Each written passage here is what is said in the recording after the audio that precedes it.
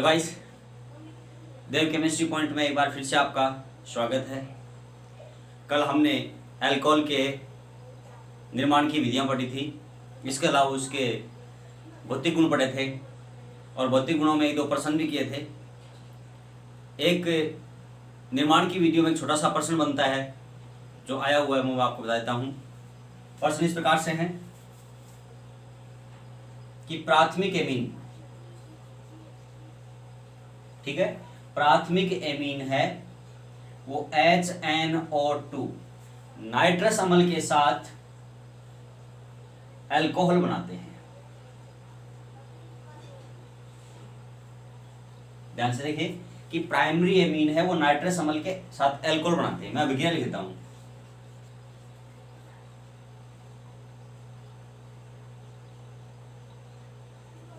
ये क्या है? प्राइमरी एमीन, क्योंकि ये कार्बन को, ये नाइट्रोजन से कितने कार्बन गिरे हुए हैं? एक कार्बन जुड़ा हुआ है, तो कौन सा होगा? ये प्राथमिक एमीन है, ये प्राइमरी एमीन है। ये इस HNO2 से रिएक्शन करेगा, HNO2, और बना लेता है CH3 CH2 OH plus N2 और प्लस H2O। रिएक्शन किस प्रकार से होती है मैं बताता हूं आपको। CH3 CH2 N, इधर मैंने H कर दिया, एक H इधर कर दिया, यहाँ पर मैंने HO कर दिया, फिर N और डबल बॉन्ड O। इसको यहाँ से काट दिया, इसको यहाँ से काट दिया, ये तो बन गया O और दो H, तो क्या बन गया? H2O। ये बन गया N2 और ये बन गया CH3 CH2 OH ethyl alcohol. अर्थात प्रश्न इस प्रकार से है कि मेथेनेमीन, यहां पर मैं क्या ले लूं? मेथेनेमीन। अब मैं इस अभिक्रिया को मैं मिटा रहा हूं एक बार। यहां मैंने मेथेनेमीन ले लिया, ठीक है, इसके साथ रिएक्शन कर दी। अब मैं इसको मिटा देता हूं, तो अब उत्पाद क्या बनेगा? कंपटीशन एग्जाम में बहुत बार पूछा हुआ प्रश्न है, ये इंपॉर्टेंट प्रश्न है कि मेथेनेमीन, हालांकि प्राथमिक एमीन नाइट्रस अम्ल के साथ क्रिया करके, रिएक्शन करके और अल्कोहल देते हैं, तो आपको रिएक्शन यहाँ पे कंफ्यूज करने के लिए पूछ ले कि मेथेनेमीन नाइट्रस अम्ल के साथ क्रिया करके प्रोडक्ट क्या बनेगा, आपको जानना है ये रिएक्शन। तो इस रिएक्शन के अकॉर्डिंग आप क्या बना देंगे?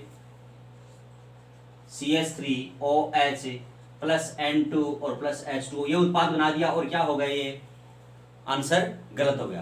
किस प्रकार से होगा? देखो, ये प्रोडक्ट थोड़ा सा डिफरेंट बनेगा। कैसे बनेगा?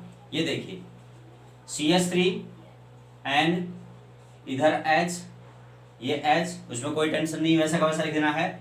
इधर कर दिया आपने O, डबल बॉन्ड N, और इधर कर दिया OH, ठीक है ना। अब देखिए कि यहां से क्या होगा कि इसके 2 मोल काम आएंगे, ठीक है ना। कितने मोल काम आएंगे इसके? 2। अब ये ऐसे टूटेगा और ये ऐसे टूट गया, तो क्या बन गया? देखो, CH3O CH3 plus N2 plus H2O, ठीक है ना। इसको बैलेंस करने के लिए हम मल्टीप्लाई कर देंगे कि जैसे ये 2 से मल्टीप्लाई हो रहा है तो कितने हो गए? 2, है ना। तो 2 से मल्टीप्लाई हुए 2 हो गए, तो नाइट्रोजन कितने हो गए? 2 हो गए, ठीक है। और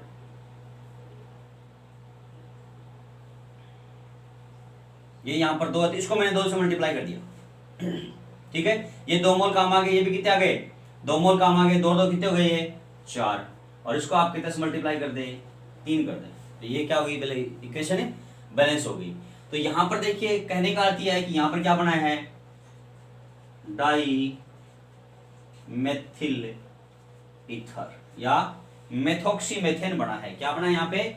मेथॉक्सी मेथेन। और क्वेश्चन यही है, क्या है कि मेथेनेमीन नाइट्रस अम्ल के साथ क्रिया करके और निम्न में से कौन सा उत्पाद देता है? और वहां पर ऑप्शन में ये मिलेगा आपको, डाइमेथिल ईथर। तो डाइमेथिल ईथर उसमें होगा, या मेथिल अल्कोहल हो जाएगा, या एथेन होगा। मेथेन को इस ऑप्शन में मिलेगा, और एक ऑप्शन में आपको ये मिलेगा। तो ये यहाँ पर क्या है? एक एक्सेप्शन है, जिसको आपको ध्यान रखना है। अब चलो चलते हैं इसके chemical properties of alcohol. Alcohol की जो केमिकल प्रॉपर्टी है इसके ऊपर चलते हैं हम। अल्कोहल की केमिकल प्रॉपर्टी में देखिए सबसे पहले कि अल्कोहल है वो अम्लीय होता है, और इसीलिए क्या होता है धीरे धीरे ये अल्कोहल है अंदर जाके और ये एसिड के रूप में बन जाता है, और जिससे डॉक्टर कहते हैं कि लीवर खराब हो गया। इसका मतलब क्या है कि अल्कोहल खुद भी एसिडिक है, ठीक है ना। तो इसमें प्रश्न पूछ लिया आपको बोर्ड एग्जाम में पूछा हुआ है कि सिद्ध कीजिए कि अल्कोहल है वो अम्लीय प्रकृति का होता है। तो सबसे इसका मेन छोटा सा एग्जांपल ही ले लूं मैं, CH3 CH2 और OH प्लस में आपने क्या ले लिया, सोडियम लिया है, तो क्या बन जाएगा CH3 CH2O Na, sodium ethoxide, और प्लस में क्या होता है हाइड्रोजन गैस निष्कासित होती है, जो ये सिद्ध करती है कि अम्ल क्या है, अल्कोहल क्या है, अम्लीय प्रकृति का होता है। अब इनकी रासायनिक अभिक्रियाओं में देखें कि रासायनिक अभिक्रिया में क्या होगा कि यहां पर अल्कोहल को मैंने इस प्रकार से लिखा R O और H। तो कुछ अभिक्रियाएं ऐसी होगी जिनका बॉन्ड क्लीवेज यहाँ पर O और H का क्लीवेज होगा, कुछ अभिक्रियाएं ऐसी होगी जिनके अंदर बॉन्ड क्लीवेज है या आबंध है, यहाँ से टूटेगा, OH के रूप में टूट जाएगा, अलग हो जाएगा। कुछ अभिक्रियाएं ऐसी होगी कि यहाँ से ये O और H के बीच से आबंध टूटेगा या क्लीवेज होगा बॉन्ड। कुछ अभिक्रियाएं ऐसी होगी जो यहाँ से टूटेगा, और कुछ अभिक्रियाएं ऐसी होती है कि जैसे यहाँ से ले लिया आपने O और H, तो यहाँ पर जो अभिक्रियाएं होगी कुछ अभिक्रियाएं यहाँ एल्किल समूह के साथ होगी और कुछ यहाँ से हटेगी। जैसे हम इसका देखें कि यदि अल्कोहल का हम अपचयन करें कॉपर से, तो अपचयन करेंगे तो एक हाइड्रोजन यहाँ से हटेगा और एक हाइड्रोजन यहाँ से हट जाएगा, तो क्या बन गया इस प्रकार से R और C डबल बॉन्ड O, ये कीटोन या एल्डिहाइड हो सकता है। तो देखो इस यहाँ पर कुछ 3-4 प्रकार की अभिक्रियाएं पड़ेगी, तो वो अलग अलग प्रकार की है। पहले मैं वो अभिक्रिया लेता हूँ जिसके अंदर बॉन्ड क्लीवेज कौन सा होता है, अल्कोहल का O और H बॉन्ड क्लीवेज होता है। कौन सा बॉन्ड होगा, O और H बॉन्ड है, यानी ऑक्सीजन और हाइड्रोजन वाला आबंध टूटता है, वे अभिक्रिया लेता हूं मैं। इसमें अभी जो अभिक्रिया ली थी हमने क्या लिया था,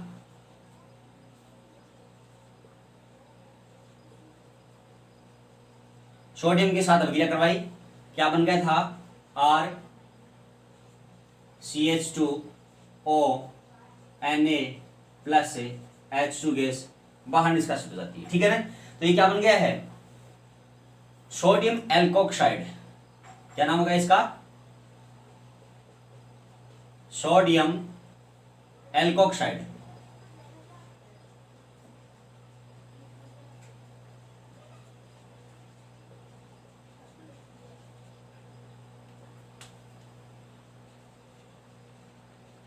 ये सोडियम एल्कोक्साइड बन गया, ठीक है। यदि यहां पर मैं R को हटा दूं और यहां पे क्या ले लूं मैं CH3, तो यहां पर भी क्या आ जाएगा CH3। अब सोडियम एल्कोक्साइड की क्या हो जाएगा, सोडियम एथोक्साइड, क्या हो जाएगा अभी, सोडियम एथोक्साइड।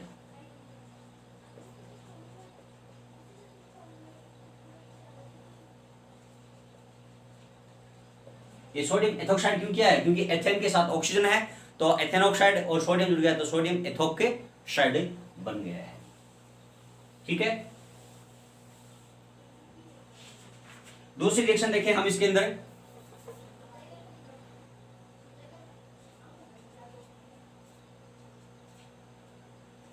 इसका नाम क्या है, एसिटिल क्लोराइड, एसिटिल क्लोराइड। और इस एसिटिल क्लोराइड की रिएक्शन करा दें हम अल्कोहल के साथ इस प्रकार से OH, और मैंने मेथिल अल्कोहल ले लिया, चलो एथिल अल्कोहल ले लेते हैं। अब देखिए कि यहां से ये HCl के रूप में निष्कासित हुआ है, तो यहाँ बॉन्ड कौन सा उठा है OH, यहाँ बॉन्ड कौन सा उठा है O और H, तो देखिए निष्कासित क्या हुआ H और Cl, तो मैंने HCl लिख दिया, क्या बच गया CH3 C double bond O, फिर क्या गया है O, और फिर क्या बचा है CH2 और CH3। देखिए ये एस्टर बन गया है, क्या बना है यहाँ पे एस्टर। एस्टर क्या बना है, यहाँ देखिए ये एथिल है, ग्रुप कौन सा है, ये एथिल ग्रुप है, और ये एसिटिक एसिड का ग्रुप है। तो यहाँ पर ये तो हो गया अम्ल, और अम्ल के साथ H को हटाकर यदि हम यहाँ पर कोई एल्किल ग्रुप जोड़े तो वो एस्टर बन जाता है। कार्बोक्सिलिक एसिड के H को हटाकर वहां पर कोई एल्किल समूह जोड़ देते हैं तो वो क्या बनता है, एस्टर बनता है। तो नाम क्या हो गया इसका, एथिल एथेनोएट, नाम क्या है इसका? एथिल एथेनॉइड, ठीक है ना। तो ये बन गया यहां पर एथिल एथेनॉइड एस्टर बन गया है।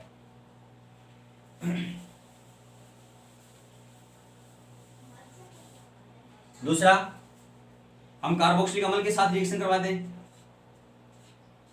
प्लस HO CH2 और CH3। कार्बोक्सिलिक अम्ल के साथ किया कराई तो वही वापस यहां पर जल का निष्कासन होगा। यहां पर किसका निष्कासन हुआ है? HCl का। तो यहां पर किसका निष्कासन हो जाएगा? H2O का। तो मैंने इसके नीचे लिख दिया -H2O, और क्या बन जाएगा यहां पर? CH3 C double bond O।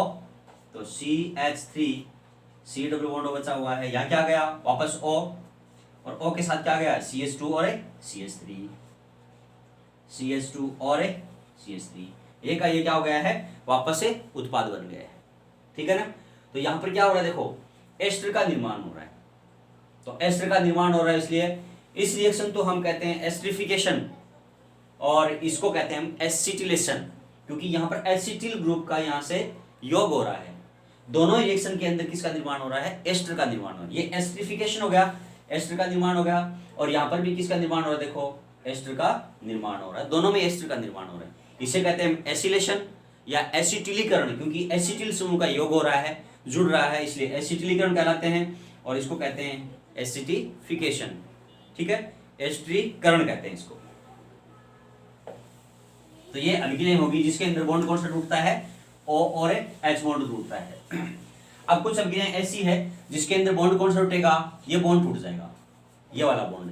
जैसे हमने एल्किल हैलाइड निर्माण की विधियां पढ़ी थी, आपको याद है कौन कौन सी? हमने एक तो PCl के साथ, PCl3 के साथ अभिक्रिया करवाई थी, एक PCl5 के साथ अभिक्रिया कराई थी, और एक थायोनिल क्लोराइड के साथ अभिक्रिया करवाई थी। वो सारी की सारी अभिक्रियाएं कौन सी है? जिसके अंदर अल्कोहल का OH ग्रुप है वहां से हटता है। तो क्लीवेज कौन सा? बॉन्ड विदलन कौन सा हुआ? बॉन्ड का विदलन। यहाँ जो कार्बन है, जैसे मैं यहाँ पर एक CH3 और CH2 ले लेता हूँ, तो इस H को मैं इस प्रकार से लिख दूं, दोनों साइडों में, एक ऊपर H और एक नीचे। तो ये बॉन्ड क्लीवेज कौन सा हो रहा है? C और O का बॉन्ड क्लीवेज हो रहा है, या C और ऑक्सीजन का आबंध है वो टूट रहा है, ठीक है। देखते हैं।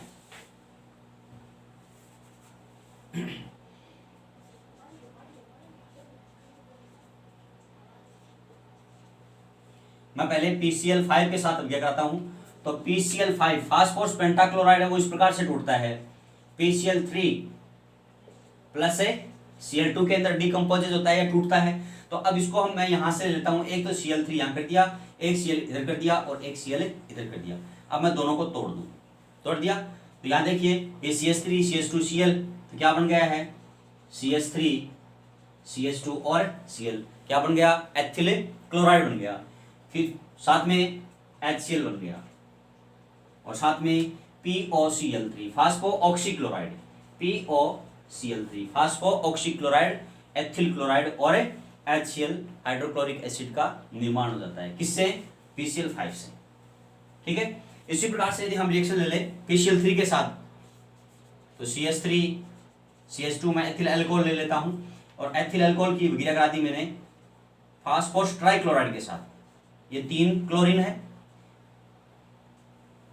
फास्फोरस के साथ 3 बार क्लोरीन है, ट्राई फास्फोरस ट्राइक्लोराइड। तो यहां देखिए क्लोरीन 3 है, तो ये इधर हो जाएगा 3, और यहां से ये पूरा का पूरा हट जाएगा। जैसे यहां से पूरा हटेगा तो P कितना है? यहाँ पर 1 है, और OH कितना है? देखो यहां से 3 से मल्टीप्लाई हुआ तो OH होल थ्राइस हो गया, ठीक है। बच गया क्या? CH3 CH2 और यहाँ पर 3 Cl। तो देख गया CH3 CH2 और Cl, तो कितने हो गए? ये 3 मोल, अर्थात वापस यहाँ पर एल्किल क्लोराइड प्राप्त हो गया। किससे? PCl3 से। इसके बाद एक CH3 CH2 OH, ये अल्कोहल है, और मैंने थायोनिल क्लोराइड दे दिया। तो थायोनिल क्लोराइड को इस प्रकार से लिख देंगे वापस। थायोनिल क्लोराइड को आपने लिखा, तो मैंने इसको ऐसे लिख दिया, H, यहाँ SO, इधर Cl और इधर Cl, ये देखो टूट गया। तो यहाँ पर क्या बन गया? CH3 CH2 Cl, वापस वही बन गया। यहाँ पर पिरिडीन उपस्थिति लेते हैं, क्या लेते हैं यहाँ पर? पिरिडीन। तो क्या हो गया यहाँ पे? CH3 CH2 Cl और प्लस से SO2 और प्लस से HCl, ये दोनों ही गैस के अंदर होते हैं, गैसियल स्टेट के अंदर होते हैं, इसलिए ये अलग हो जाते हैं। और प्योरिटी है वो एल्किल क्लोराइड की प्योरिटी है वो अच्छी मात्रा में प्राप्त होती है। तो pyridine यहाँ पर जो बेस है, ये pyridine बेस क्या करता है, यहाँ जो HCl एसिड बचता है कुछ मात्रा में, पूरा का पूरा है वो गैस के रूप में बाहर नहीं निकल पाता, जो कुछ बच जाएगा उसको ये जो pyridine क्षार है वो इसको अब्जॉर्ब कर लेता है या अवशोषित कर लेता है। ठीक है, तो ये हो गई इनकी जिसमें क्लीवेज हो रहा है OH वाला, या बंद कौन सा टूट रहा है, OH बंद टूट रहा है। एक इसके साथ एक अभिक्रिया और देख लेते हैं, छोटी सी जो हमने बहुत बार पढ़ी है।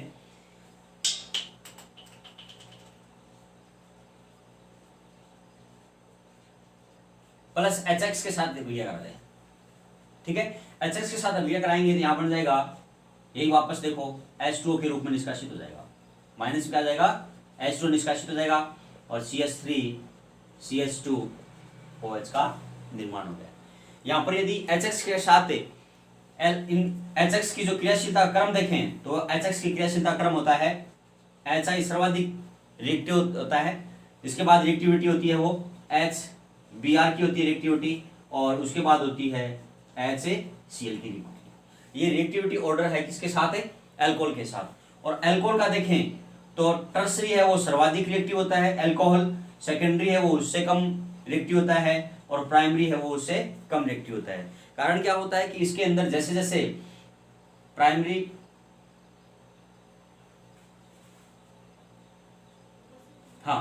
ये क्योंकि ये टर्सरी जो बन गया कार्बोकेटाइन है वो ज्यादा स्टेबल होता है या स्थायी होता है, इसलिए इसका ये ऑर्डर हो गया।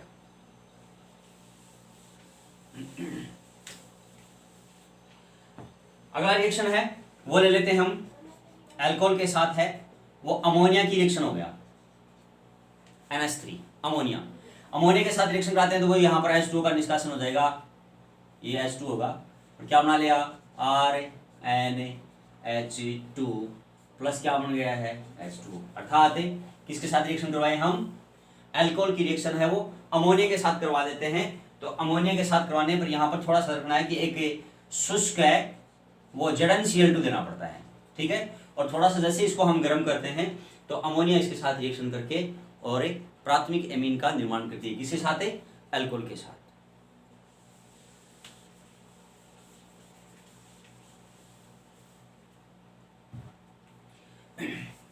अगला है कि यहां पर ये C ले लिया है और ये OH ले लिया है, यहां से ये H वाला यहां से ये बॉन्ड भी टूट जाए, हाइड्रोक्सिल बॉन्ड का भी क्लीवेज हो जाए, और इसे एल्किल ग्रुप के यहां से उपस्थित उनका भी क्लीवेज हो जाए, ऐसी कोई रिएक्शन होगी।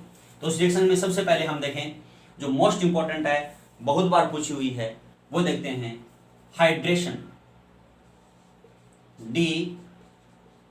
डिहाइड्रेशन या निर्जलीकरण।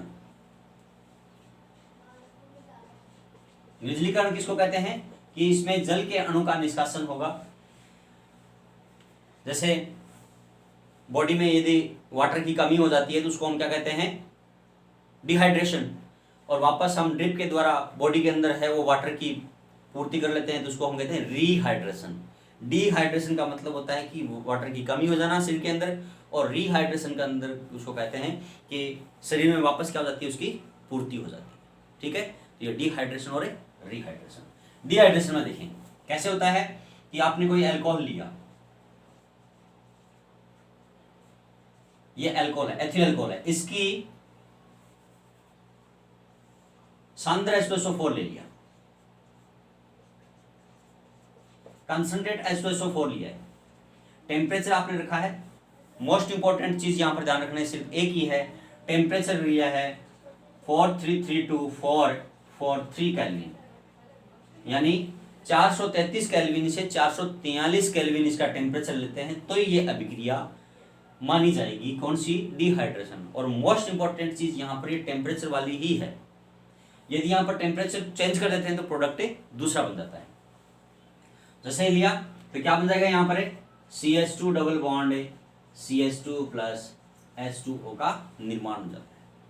अर्थात अल्कोहल की रिएक्शन सांद्र H2SO4 की उपस्थिति में 433 से 443 या 433 केल्विन टू 443 केल्विन पे हम रिएक्शन करवाते हैं तो एल्कीन का फॉर्मेशन होता है।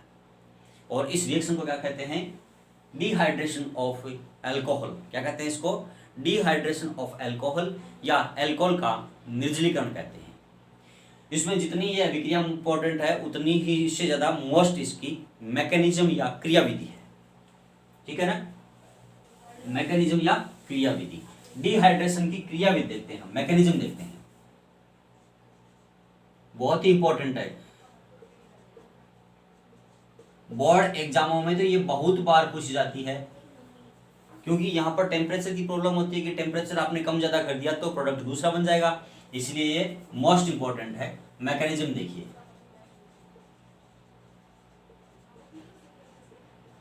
डिहाइड्रेशन की मैकेनिज्म, मैकेनिज्म ऑफ डिहाइड्रेशन। हमने क्या लिया है? कंसंट्रेट H2SO4 लिया है। क्या लिया है? कंसंट्रेट H2SO4, तो ये बनेगा H प्लस HSO4 नेगेटिव। ये H प्लस क्या करेगा?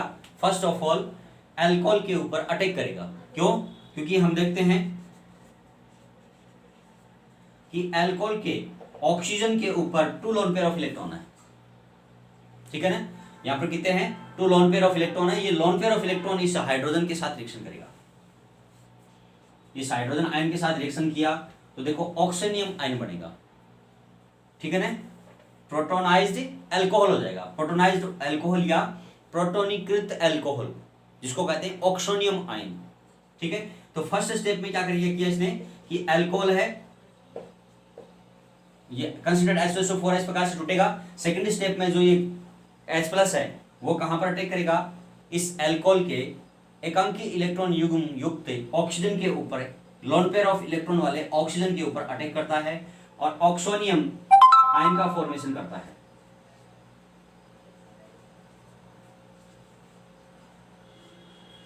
और इसके ऊपर क्या गया है? प्लस चार्जेज हो गया। ये क्या है? ऑक्सोनियम आयन है।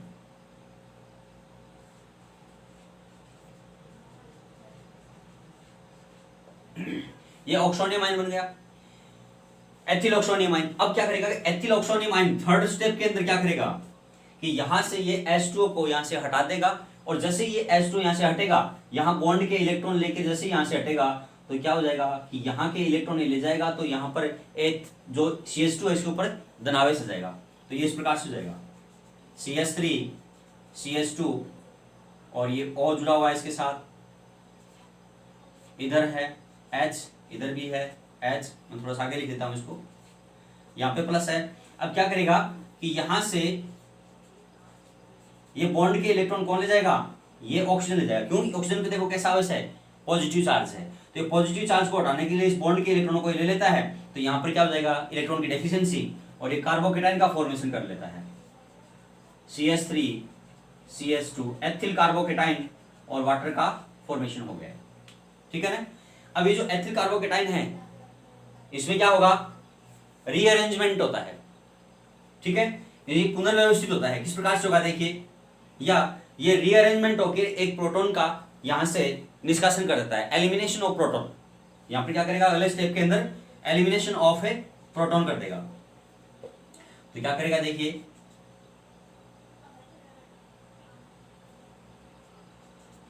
मैं इसको ऐसे लिख देता हूं,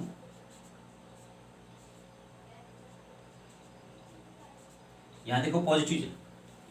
अब जैसे ये हाइड्रोजन यहां से हटेगा, हाइड्रोजन आयन H प्लस, तो ये बॉन्ड के इलेक्ट्रॉन है इन दोनों के बीच में आ जाएंगे। किसे देखे कि जैसे ही इनमें से तीनों में से कोई एक हाइड्रोजन डोनेट होगा, एलिमिनेशन होगा, यहां से इन तीनों में से किसी एक हाइड्रोजन का एलिमिनेशन होगा आयन का, तो हाइड्रोजन आयन का यहां से एलिमिनेशन होने से ये इलेक्ट्रॉन है इन दोनों के बीच में आ जाएंगे। इसके पास इलेक्ट्रॉन पहले से पूरे हैं, लेकिन ये जो हाइड्रोजन इलेक्ट्रॉन दे के जाएगा वो इलेक्ट्रॉन ये इस कार्बन को दे देगा, और देने के बाद में क्या बन जाएगा देखो, ये इधर H हो जाएगा, इधर भी H, डबल बॉन्ड C, इधर भी H और इधर भी H, और प्लस में क्या बना दिया HA प्लस। क्या बन गए हैं? एथीन बन गए। यदि इस स्टेप का आप नॉमिनेशन स्टेप का करें तो फर्स्ट ऑफ ऑल क्या होगा? Starting of reaction. इसको क्या कर सकते हो? Starting of A reaction. इस स्टेप को आप क्या नाम दे सकते हो? Formation of oxonium ion, formation of A oxonium ion, या formation of A प्रोटोनाइज्ड alcohol.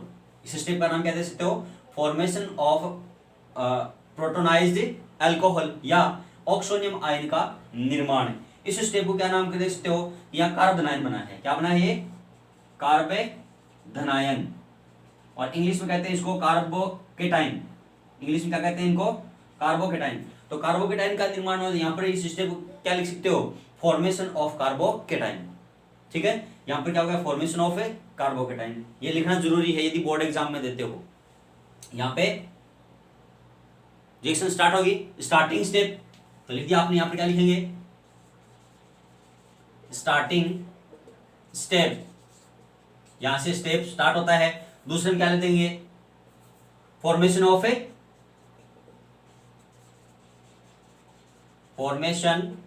A oxonium ion या ऑक्सोनियम आयन का निर्माण। इसका आप नाम क्या लिख सकते हो? कार्बोकेटाइन का निर्माण। हिंदी में क्या लिखेंगे? कार्बोकेटाइन का निर्माण या कार्बोनाइन का निर्माण। Formation of A carbocation.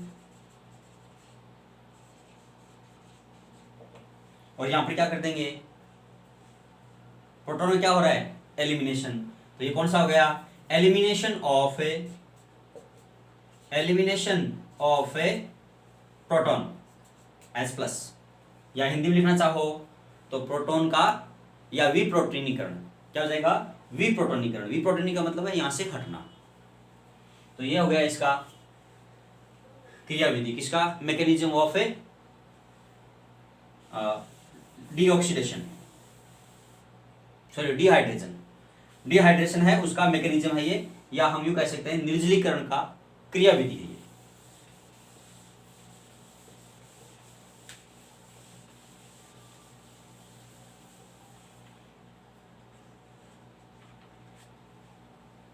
अब देखिए यहां पर एक दूसरा देते हैं आपको कि निर्जलीकरण की क्रियाविधि में अल्कोहल का जो ऑर्डर है वो कौन सा होगा? तो ऑर्डर कौन सा है? Tertiary, secondary and A primary. क्योंकि टर्सरी जो अल्कोहल है उस टर्सरी अल्कोहल के अंदर इजीली है वो कार्बोकेटाइन बन जाएगा, और जितना इजीली कार्बोकेटाइन बनता है उतना ही इजी है वो एल्कीन का फॉर्मेशन होता है। तो ये इसका ऑर्डर हो गया है। अब इस रिएक्शन को आप उल्टा कर दें कि जो एथिल अल्कोहल लिया आपने CH3 CH2 OH, ये एथिल अल्कोहल लिया है, और यहां पर जो टेम्परेचर है आप ये 413 केल्विन ले ले। 413 या 413 केल्विन टेम्परेचर लेते हैं तो इसमें इस प्रकार से प्रोडक्ट बन जाता है। देखिए ये देखिए क्या बन गया? यहाँ पे ईथर का फॉर्मेशन हो गया। किसका फॉर्मेशन हो गया है? ईथर का फॉर्मेशन हो गया है। तो इस बात को आपको ध्यान में रखना है। मैंने कहा था ना कि इसके अंदर टेम्परेचर है वो बहुत मायने रखता है। कि यहाँ पर है 433 यदि केल्विन टेम्परेचर टू 443 लेते हैं, यानी 443 केल्विन तक टेम्परेचर लेते हैं, तब तो हमने देखा कि एल्कीन का फॉर्मेशन होता है। और यदि यहाँ पर टेम्परेचर क्या लेते हैं? 413 लेते हैं तो ईथर का फॉर्मेशन होता है। ठीक है, इसको 2 से मल्टीप्लाई कर दो और यहाँ से माइनस से H2O का निष्कासन हो जाता है। तो क्या बन गया? ईथर। नाम क्या है इसका? Die ethyl ether. नाम क्या है इसका? Die ethyl ether. ये तो इसका कॉमन नेम हो गया। ठीक है, आईयूपीएसी नाम देखें तो ये क्या हो जाएगा? एक को आप मुख्य श्रृंखला मान लो और दूसरे क्या मान ले? सब्स्टिट्यूट मान ले। तो ये एथेन है मान लिया और ये एथ हो गया, तो नाम हो गया इसका एथोक्सी एथेन। ये इसका आईयूपीएसी नाम हो गया है। ठीक है,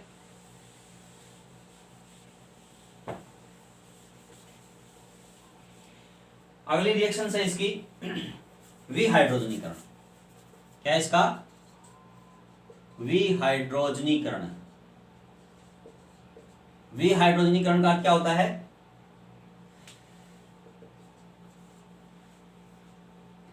डिहाइड्रोजिनेशन, यानी हाइड्रोजन का वहां से निष्कासित होना। डिहाइड्रोजिनेशन कैसे होगा?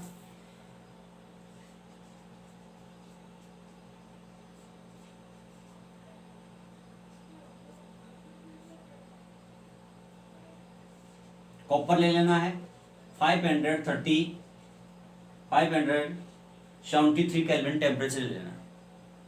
इस टेम्परेचर पे रिएक्शन होगा। और यहाँ देखो मैंने दो छोड़ दिया है, इसकी वैलेंसी छोड़ दी इस कार्बन की। क्यों?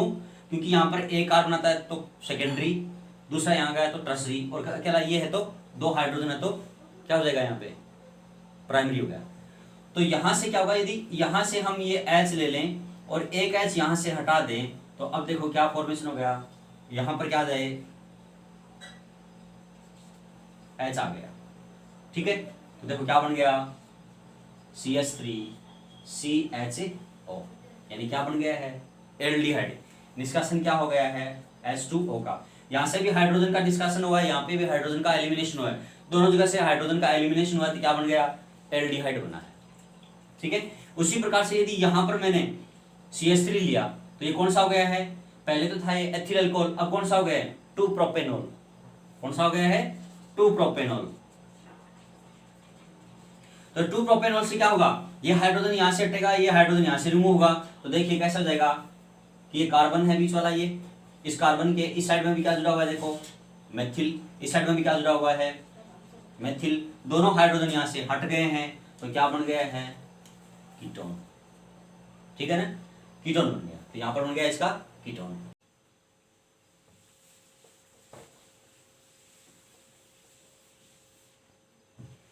देखते हैं तृतीयक अल्कोहल के डिहाइड्रोजिनेशन या विहाइड्रोजनीकरण से क्या होता है।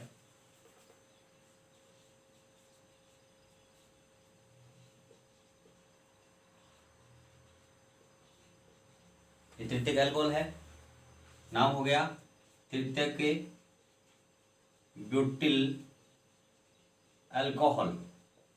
ठीक है, इस तृतीयक ब्यूटिल अल्कोहल का हम डिहाइड्रोजिनेशन करते हैं, गर्म तांबे के या कॉपर के ऊपर से गुजारते हैं। तो टेम्परेचर हमने कितना ले रखा है 573 केल्विन टेम्परेचर ले रखा है, और तांबे के ऊपर से इसको गुजारें तो टेम्परेचर बहुत ज़्यादा हो गया तो इसको हम कह सकते हैं रक्त तप्त।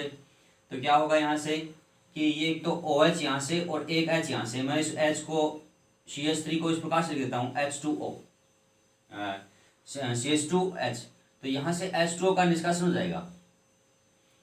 तो क्या बन गया देखिए CH3 इधर CH3 डबल बॉन्ड CH2 और H2O, तो क्या बन गया यहाँ पर एल्कीन बन गया है। एल्कीन में क्या बना ये 2-मेथिल प्रोपेन, नाम क्या हो इसका 2-मेथिल प्रोपेन, तो 2-मेथिल प्रोपेन बन गया है यहाँ पर। और इसलिए यहाँ देखिए कि हमने डिहाइड्रोजिनेशन या विहाइड्रोजनीकरण के अंदर हमने देखा कि प्राथमिक अल्कोहल का जब हमने यहाँ से प्राथमिक अल्कोहल लिया था तो दोनों H यहाँ से निष्कासित हुए तो हाइड्रोजन के रूप में निष्कासित हो गए, तो क्या बना था एल्डिहाइड। तो यहाँ पर ध्यान देने की बात है कि विहाइड्रोजनीकरण है वो एक अल्कोहल प्राथमिक द्वितीयक तृतीयक में विभेदीकरण डिस्टिनेशन के लिए काम में आता है कि प्राइमरी के अंदर सेकेंडरी में हम किस प्रकार से उसके अंदर विभेद करते हैं या डिफरेंस करते हैं। तो प्राइमरी अल्कोहल है उसको कॉपर के ऊपर से गुजारते हैं, कॉपर को हम गर्म करते हैं 573 केल्विन के ऊपर, बहुत ज़्यादा गर्म करते हैं। तो गर्म करने पर जैसे कॉपर के रक्त तत्व कॉपर के ऊपर से गुजारते हैं तो प्राथमिक अल्कोहल क्या देते हैं एल्डिहाइड देते हैं। और द्वितीयक अल्कोहल में हमने देखा था क्या बना था कीटोन। जबकि तृतीयक अल्कोहल का यदि हम यहाँ पर विहाइड्रोजनीकरण करते हैं तो डिहाइड्रोजिनेशन के जगह यहाँ पर क्या हो जाता है, यहाँ देखो डिहाइड्रेशन हो जाता है। डिहाइड्रोजिनेशन के स्थान पर क्या होता है डिहाइड्रेशन, अर्थात विहाइड्रोजनीकरण की बजाय क्या हो जाता है निर्जलीकरण हो जाता है। क्या हो जाता है निर्जलीकरण। तो ये इस प्रकार से हम प्राथमिक द्वितीयक और तृतीयक जो अल्कोहल है उस अल्कोहल के अंदर हम विभेद करते हैं, या इसमें दोनों के अंदर किस प्रकार से विभेद करते हैं वो ये तरीका है। कौन सा हो गया वो डिहाइड्रोजिनेशन या विहाइड्रोजनीकरण हो गया। ठीक है, या डिस्टिनेशन बोलते हैं इंग्लिश के अंदर, क्या बोलते हैं destination between primary secondary and tertiary alcohol.